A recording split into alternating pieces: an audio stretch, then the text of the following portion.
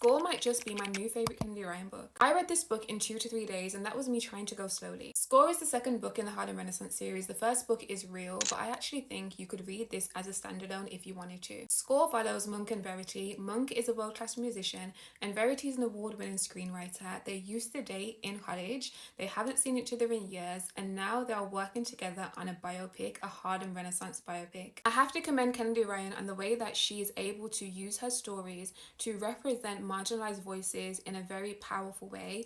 In this story, our main character Verity has bipolar disorder, and the way that it is captured so vividly on these pages, you feel like you are a companion with Verity in her illness. I don't have bipolar disorder, but I have been through psychosis, and there were certain scenes that felt very familiar to me, especially a specific scene including a statue. When you get to it, you'll know what I'm talking about. That was me. And not only was it me, this book allowed me to see what it looks like from the outside, because when you're in it, you can't see it the same. Our life experiences shape us, and I appreciate how Kennedy Ryan allowed us to see both of the root causes for the fears that Verity and Monk carried into their connection. You understand why they trigger each other, but you also can see why they would make each other's worlds so much brighter. Outside of these characters, we also get to see their friends and family, and I love the way that Kennedy Ryan makes sure that each individual character has a full world. You start to feel like a friend of everybody, and you understand people's faith and how it guides them. You also understand where mental illness expands within their communities, which I think is especially important for stories of this nature. When we're speaking of bipolar disorder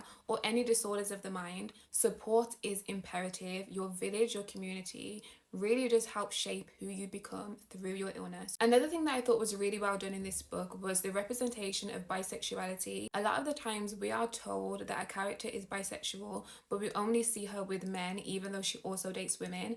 And in this, you see that Verity is not limited. And Kennedy Ryan also challenges homophobia in this story in a way that I can't wait to hear more men talk about. It's one thing to get to the end of a story and be happy for their happy ending. It's another thing to cry over their joy, and this book is the first book in a long time that has made me cry at the end over their joy. It was just so sweet. Hands down, one of my favorite reads of 2026. Please let me know what you think when you read it, because you will read this 10 out of 10.